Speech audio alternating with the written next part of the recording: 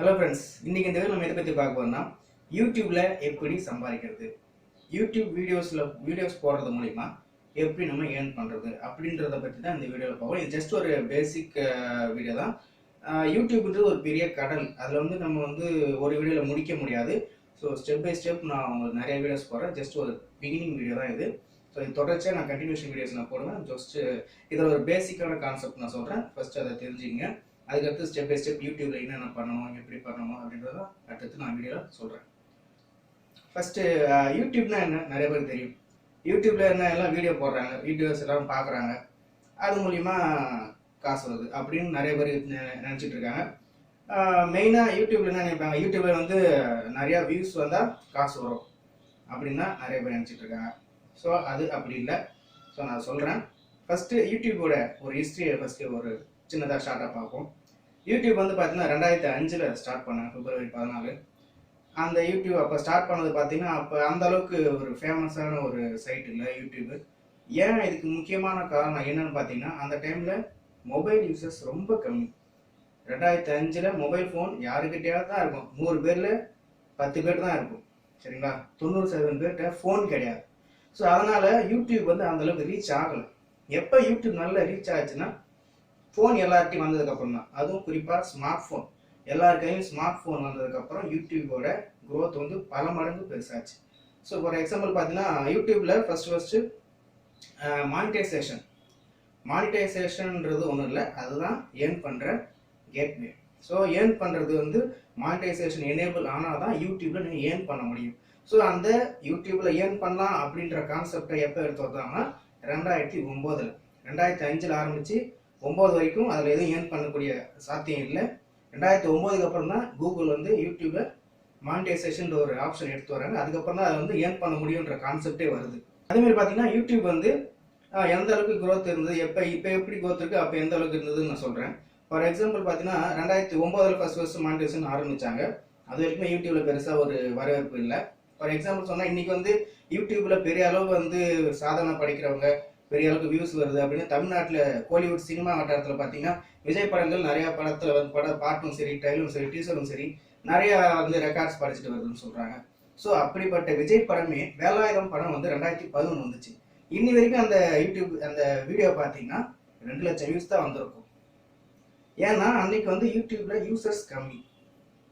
இன்னைக்கு YouTube use பண்ணாத ஆளே கிடையாது. சரிங்களா?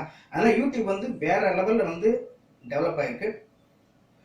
அதேமாரி யூடியூப் யூசர்ஸ் ஒரு பக்கம் இருந்தாலும் யூடியூப் சேனல்ஸ் இருக்கு இல்லையா, அது பல மடங்கு இருக்குது. எவ்வளோ இருக்குன்னு கணக்கே இல்லை. நான் சொல்கிற டைம்லாம் பார்த்தீங்கன்னா ஒரு 100 தமிழ் சேனல் இருந்திருக்கலாம். 2010, 15 டைமுக்குள்ளே பார்த்தீங்கன்னா ஒரு 100 சேனல் எண்ணி சொல்கிற அளவுக்கு இந்தியா கிட்ஸா, பிகேன் கிட்ஸா அந்த மாதிரி தெரிஞ்சது போக சின்ன சின்ன வீடியோஸ் சேனல்ஸ் நிறையா இருந்திருக்கலாம். ஆனால் இன்னைக்கு தேதிக்கு எத்தனை பேர் யூடியூப் சேனல் வச்சுருக்காங்க, எத்தனை யூடியூப் சேனல் வச்சுருக்காங்கன்னு தெரியல. ஏன்னா நானே பார்த்தீங்கன்னா 3 யூடியூப் சேனல் வச்சுருக்கேன். ஸோ அதேமாரி ஏகப்பட்ட பேர் ஏகப்பட்ட சேனல் வச்சு யூடியூப் வந்து திணறுது. அவங்க சர்வர் வந்து கொல்லலை. ஒரு நாளைக்கு கிட்டத்தட்ட பல ஜிபி கணக்கில் அவங்களுக்கு வந்து வீடியோஸ் வந்து அப்லோட் ஆகுது. ஸோ அவங்க சர்வர் இன்க்ரீஸ் பண்ணிட்டே போகிறாங்க. எவ்வளோ இன்க்ரீஸ் பண்ணாலும் பத்தலை. அந்த அளவுக்கு யூடியூப்ல வந்து வீடியோஸ் வந்து குவிஞ்சிட்டே இருக்கு. அதேமாரி யூசர்ஸும் அதிகமாகிட்டே போகிறாங்க. ஸோ இந்தமாரி அதிகமான ஒரு ரேஷியோ போக போக இதில் நிறைய விஷயங்கள் வந்து கட்டுக்கடங்காமல் போயிட்டு இருக்கு யூடியூப் கிட்டேருந்து. உதாரணமாக சொன்னால், யூடியூப் வந்து நிறைய ரூல்ஸ் போடுறாங்க. நிறையா வந்து அவங்களுக்கு பாலிசி இருக்குது, கார்பரேட்டிவ் பாலிசி இருக்குது, கம்யூனிட்டி ரைட்ஸ், நிறைய விஷயங்களை வச்சு அவங்க வந்து ஃபாலோ பண்ணுறாங்க. அதை யாருமே மதிக்கிறதில்ல. குறிப்பாக இந்தியன்ஸ் வந்து எதையுமே மதிக்க மாட்டாங்க. பிரேக் த ரூல்ஸ்னு அவங்க ரூல்ஸ் வச்சுட்டு இருக்காங்க. ஸோ அப்படி இருக்கிறப்ப இந்தியாவில் வந்து நிறைய விஷயங்கள் ரெஸ்ட்ரிக்ஷன் பண்ணிகிட்டே வராங்க. அதுவும் இல்லாமல் யூடியூப் சேனலை பொறுத்த வரைக்கும் பேசிக்காக இதுதான் நடக்குது இப்போதைக்கு. ஸோ நீங்கள் ஒரு ஃப்ரெஷ்ஷாக யூடியூப் சேனல் ஆரம்பிக்க போகிறீங்க இன்னைக்கு தேதிக்கு அப்படின்னா ரொம்பவே கஷ்டமான விஷயம்தான், இல்லைன்னு சொல்ல முடியாது. ஸோ அதை எப்படி நம்ம ஈஸியாக நம்ம எடுத்துகிட்டு போகிறது கஷ்டம்தான். பட் ஆனால் பண்ணலாம். அதுக்கு சில ரூல்ஸ் அண்ட் ரெகுலேஷன்ஸை நீங்கள் ஃபாலோ பண்ணணும். கரெக்டாக நீங்கள் அந்த வழியில் போனால் தான் யூடியூப் சேனல் இன்னைக்கு நீங்கள் ஒரு ஏர்ன் பண்ணக்கூடிய ஒரு வெப்சைட்டாக யூஸ் பண்ண முடியும். பிகினிங்கில் நான் வந்து ஃபர்ஸ்ட் யூடியூப் சேனல் ஆரம்பித்தது 2015. அன்னைக்கு பார்த்தீங்கன்னா நான் யூடியூப் வீடியோ ஆரம்பித்து வீடியோ நான் போட்ட வீடியோலேருந்தே வந்து மானிட்டைசேஷன் எனேபிளாக இருந்தது. நான் போட்ட வீடியோ வியூஸ்லேருந்தே எனக்கு வந்து ஏர்னிங்ஸ் கவுண்ட் ஆச்சு. ஆனால் இன்னைக்கு அப்படி இல்லை. ஏன்னா ஏகப்பட்ட சேனல்ஸ் வந்து போச்சு. அதுவும் இல்லாமல் அன்னைக்கு 1000 வியூஸுக்கே $1 இருந்துச்சு. இன்னைக்கு 10,000 வியூஸுக்கு $1 ஆகிப்போச்சு. ஏன் இப்படி ஆச்சு? அன்னைக்கு வந்து 10 பேர் தான் சேனல் வச்சிருந்தாங்க, அன்னைக்கு 100 பேர் வச்சிருக்காங்க. அதனால யூடியூப் சேனல்ஸ் அதிகமாக அவங்களோட வியூஸும் அதிகமாகுது. ஸோ அவங்களால வந்து ஏர்னிங்ஸ் வந்து ஷேர் பண்ணி கொடுத்துட்டாங்க. அதேமாரி இப்போ நிறைய பேர் வியூஸ்லாம் வந்து சாதாரணமாக வருது. அப்போல்லாம் வந்து ஒரு 10,000 வியூஸ் வர்றது ரொம்ப பெரிய மலையான விஷயம், மலை மாரி விஷயம். இன்னைக்கு 1,00,000 வியூஸ்ன்ற அசால்ட்டாக வருது, ஏகப்பட்ட பேர் பார்க்குறாங்க. ஸோ அதனால இதெல்லாம் பார்த்த யூடியூப் வந்து நிறைய விஷயங்கள் ரெஸ்ட்ரிக்ட் பண்ணியிருக்காங்க. ஸோ குறிப்பாக பார்த்தீங்கன்னா நீங்கள் இப்போ யூடியூப் சேனல் ஆரம்பிக்க போகிறீங்கன்னா உங்களுக்கு குறைஞ்சது 1000 சப்ஸ்கிரைபர்ஸ் இருக்கணும். அது இல்லாமல் 4000 வாட்ச் ஹவர்ஸ். 4000 வாட்ச் ஹவர்ஸ்னால் இப்போ நான் இந்த வீடியோ ஒரு 10 நிமிஷம் போடுறேன்னா இந்த வீடியோ வந்து 10 நிமிஷம் ஓடுனா இந்த 10 நிமிஷம் வீடியோவை எத்தனை பேர் பார்க்குறாங்களோ அத்தனை பேருக்கு ஒரு வியூஸ் கணக்காகும், அதாவது ஹவர்ஸ் கணக்காகும்.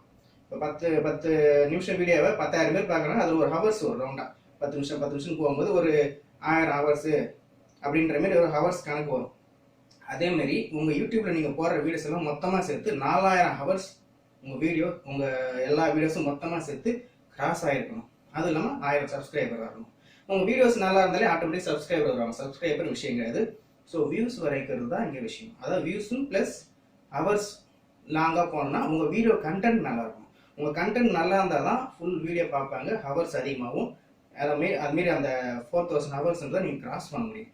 அப்படி இல்லைன்னா சின்ன வீடியோஸு, இந்த வைரல் வீடியோஸு அந்தமாரி வீடியோலாம் நீங்கள் போட்டிங்கன்னா வியூஸ் அதிகமாகும். ஒரு 2 லட்சம் 3 லட்சம் வியூஸ் வந்துச்சுன்னா இந்த ஹவர்ஸ்ன்றது ஓரளவுக்கு கவர் ஆகிடும். ஸோ இதுமாரி கம்மியான வீடியோஸ்லேயே உங்களுக்கு அதிகமான ஹவர்ஸ் வரணும்னா நீங்கள் கண்டென்ட் நல்ல கண்டென்ட்டாக போடணும்.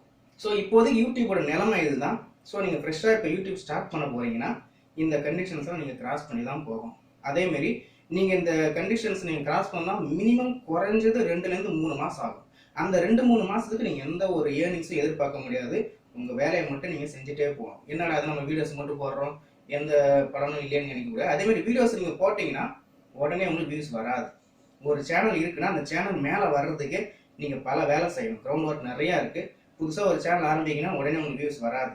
நீங்கள் இதில் நிறைய ரூல்ஸ் அண்ட் ரெகுலேஷன் ஃபாலோ பண்ணுற பேசிக்கான ஒரு விஷயம் நான் சொல்கிறேன். யூடியூபோட ஒரு லாஜிக், நான் ஜஸ்ட் ஒரு லாஜிக் தான் இருக்குது, அதை நான் சொல்கிறேன். யூடியூப் பொறுத்த வரைக்கும் ஃபஸ்ட்டு நீங்கள் ஃப்ரெஷ்ஷாக ஆரம்பிக்கிறீங்களா, ஒரே ஒரு லாஜிக் தான்.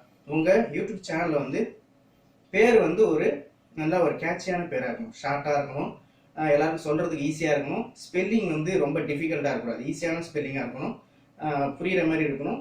சொன்னால் ப்ரொனன்சியேஷன் பண்ணுறது புரிகிற மாதிரி இருக்கணும், அந்த மாதிரி இருக்கணும். உங்கள் யூடியூப் சேனல் வந்து ஒரு கரெக்டான ஒரு கண்டென்ட்டில் போகணும். இதுதான் கண்டென்ட். இப்போ ஆன்லைன் ஜாப் மட்டும்தான் அதில் இருக்கணும். ஒரு சினிமா நியூஸ் மட்டும்தான் இருக்கணும். ஒரு பாலிடிக்ஸ் மட்டும்தான் இருக்கணும். ஒரு கண்டென்ட் கரெக்டாக பார்த்து போகணும். கன்ஃபியூஸ் பண்ணி எல்லாத்தையும் மிக்ஸ் பண்ணிங்கன்னா அந்த சேனல் வந்து ஒரு கரெக்டான வேடு போகாது, கரெக்டான சப்ஸ்கிரைபர் வியூஸ் எதுவுமே வராது. ஸோ அது எல்லாமே நீங்கள் வந்து ஒரு ஃபஸ்ட்டாக ப்ரீ பிளான் பண்ணிக்கணும். இதுதான் என் கண்டென்ட், இந்த சேனல் இதான் போட போகிறேன் அப்படின்னு நீங்கள் பண்ணிக்கலாம். இல்லை நான் 2-3 கண்டென்ட் போடுறேன், தனித்தனியாக சேனல் வச்சுக்கிங்க. அடுத்தது உங்கள் வீடியோஸ் பார்த்தீங்கன்னா வந்து தம்ப்நெயில் தான் ஃபஸ்ட்டு ஒரு வீடியோவை இம்ப்ரெஸ் பண்ணுறது. உங்கள் தம்ப்நெயில் அந்த கண்டென்ட்டுக்கு ஈக்குவல் கரெக்டாக மேட்ச் ஆகணும். அதேமாரி அது கண்டென்ட்டை பார்த்து உள்ளே போய் அவங்க பார்க்கணும்னு நினைக்கணும். அந்தமாரி கண்டென்ட்டாக நீங்கள் தம்ப்நெயிலில் கரெக்டாக நீங்கள் ப்ளேஸ் பண்ணணும். அதேமாதிரி டைட்டிலையும் வந்து கீவேர்ட்ஸ் கரெக்டாக இருக்கும். நீங்கள் எந்த கண்டென்ட்டை சொல்கிறீங்களோ அதுக்கு ரெலவெண்ட்டாக இருக்கணும். இரலவெண்ட்டாக போடக்கூடாது. இரலவெண்ட்டாக போட்டால் வியூஸ் வரும், ஆனால் எல்லாம் கமெண்ட்ஸில் கழுவி ஊற்றிட்டு அடுத்தது உங்கள் வீடியோஸை பார்க்க மாட்டாங்க. ஸோ அடுத்தது பார்த்தீங்கன்னா உங்களுக்கு டேக்ஸ் இருக்குது, உள்ளார வந்து தம்ப்நெயில், அதுக்கப்புறம் எண்ட் ஸ்க்ரீன் இருக்குது. இதெல்லாம் ஒரு ஸ்டெப் பை ஸ்டெப் நிறைய விஷயங்கள் போயிட்டுருக்கு. அதேமாதிரி இன்னொரு முக்கியமான விஷயம்னா ஃபஸ்ட்டு நீங்கள் ஃப்ரெஷ்ஷாக ஒரு சேனல் ஆரம்பிக்கிங்கன்னா இனிஷியலாக நீங்கள் குறைஞ்சது ஒரு நாளைக்கு மினிமம் 8 to 10 வீடியோ போடணும். அந்த வீடியோஸை வந்து பார்க்குறாங்களோ இல்லையோ, உங்கள் வீடியோஸில் லைக்ஸ் வருதா, வியூஸ் வருதா, எது வருதான்னு நீங்கள் எதிர்பார்க்கவே கூடாது. 0 வியூஸ், 10 வியூஸ் வந்தாலும் சரி, நீங்கள் ஒரு நாளைக்கு கண்ணை மூடிக்கிட்டு 5லேருந்து 10 வீடியோ கம்பல்சரியாக போட்டாகும். அட்லீஸ்ட் ஒரு மாதமாவது நீங்கள் அதை போட்டால் தான் உங்கள் சேனலில் வந்து வீடியோஸ் அதிகமாக தான் உங்களுக்கு வந்து சஜஷன் லிஸ்ட்லையோ இல்லை மற்றவங்க வீடியோவோட கீழே இருக்கிற லிஸ்ட்லையோ, ஸோ இல்லை யூடியூபே வந்து ஒரு சஜஷன் லிஸ்ட்லேயோ எதுலையோ ஒருத்தில் போடுவாங்க. நீங்கள் இர்ரெகுலராக வீடியோஸ் போட்டிங்கன்னா உங்களுக்கு சேனல் மேலே வராது. ஸோ இனிஷியலாக இருக்கிறப்ப இவ்வளோ ரூல்ஸை நீங்கள் ஃபாலோ பண்ணணும். இதெல்லாம் நீங்கள் ஃபாலோ பண்ணினா தான் உங்கள் சேனல் வந்து ஒரு லெவலுக்கு வரும். அது எதுக்கு இவ்வளோ டெஸ்ட் வைக்கிறாங்க யூடியூப் வந்து வைக்கிறாங்கன்னா, நிறைய இப்போ வீடியோ வந்து சேனல்ஸ் பார்த்தீங்கன்னா கண்டென்ட் வந்து சரியில்லை, சரியான கண்டென்ட் போகிறதில்ல, இர்ரெகுலராக இருக்காங்க. ஸோ அவங்களுக்கு வந்து யூடியூப் வந்து பே பண்ண விரும்பலை. ஸோ உங்களுக்கு ஜெனுயினான ஒரு சேனல், ஜெனுயினான கண்டென்ட் இருக்கிறவங்க மட்டும்தான் யூடியூப் வந்து ஆட்சன்ஸை கொடுக்குறாங்க. ஸோ நீங்கள் இதெல்லாம் கரெக்டாக ஃபாலோ பண்ணுறீங்களான்றது யூடியூப் செக் பண்ணுறது தான் எவ்வளோ டெஸ்ட் வைக்கிறாங்க. நீங்கள் அதெல்லாம் தாண்டி தான் வரணும்.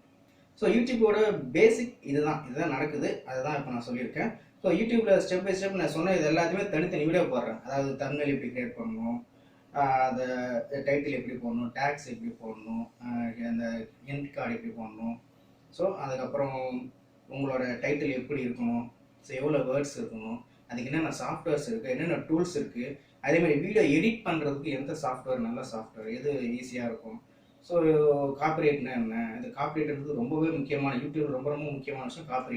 காப்பிரைட்னு பல சேனல் வந்து அடி வாங்கியிருக்கு. என் சேனல் ஒரு சேனல் போயிருக்கு. ஸோ காப்பிரைட் வந்து ரொம்ப ரொம்ப ஸ்ட்ரிக்ட் ஆகிட்டே போயிருக்கு வர வர. ஏன்னா காப்பிரைட்ன்ற ஒரு விஷயம் என்னன்னா, யூடியூப் பொறுத்த வரைக்கும் உங்களோட சொந்த உழைப்பில் நீங்கள் வந்து சம்பாதிக்கணும். இன்னொருத்தவனோட உழைப்பில் வந்து நீங்கள் சம்பாதிக்கிறத யூடியூப் வந்து ஒத்துக்கலை. ஸோ அதை வந்து எப்பயுமே அவங்க ஸ்ட்ரிக்டாக ஃபாலோ பண்ணுறாங்க. இன்னொருத்தவங்க கண்டென்ட்டை நீங்கள் போடவே கூடாது. அப்படி போட்டால் ஒரு எஜுகேஷன் பர்பஸ் இல்லை தவிர்க்க முடியாத சூழ்நிலைனா ஒரு 5லேருந்து 6 செகண்ட் 8 செகண்டுக்குள்ளே போடலாம். இல்லை அவங்களுக்கு கீழே கிரெடிட் நீங்கள் கொடுத்துட்டு போடலாம். இல்லை அவங்கக்கிட்ட பர்மிஷன் வாங்கி அந்த கண்டென்ட் ஓனர்கிட்ட பர்மிஷன் வாங்கி போடலாம். இந்த மாதிரி ஆப்ஷன்ஸ் நிறையா இருக்குது, நிறைய கண்டென்ட் இருக்குது. நான் ஆல்ரெடி சொன்னபடி யூடியூப் ஒரு பெரிய கடல். ஸோ ஜஸ்ட் அதெல்லாம் பிகின் தான் பண்ணியிருக்கேன். இதுக்கப்புறம் ஸ்டெப் பை ஸ்டெப் யூடியூப்பில் என்னென்ன இருக்குது, என்னென்ன பண்ணணும், எப்படி எப்படிலாம் ஏர்ன் பண்ணலாம், எவ்வளோ ஏர்ன் பண்ணலாம் அப்படின்றதெல்லாம் அடுத்தடுத்த வீடியோ நான் ரெகுலராக சொல்கிறேன். ஸோ என்னோட இதுக்கப்புறம் இப்போ நான் யூடியூப் பற்றி போடுற வீடியோஸ்லாம் கண்டினியூஸாக பாருங்கள். ஸோ அதுக்கப்புறம் நீங்கள் எப்படி யூடியூப்பில் ஏர்ன் பண்ணலான்றது உங்களுக்கே தெரியும். ஸோ யூடியூப்பில் அடுத்து என்னென்ன பண்ணணுன்றதை அடுத்த வீடியோ சொல்கிறேன். டில் தென், பை ஃப்ரம் கார்த்திகேயன்.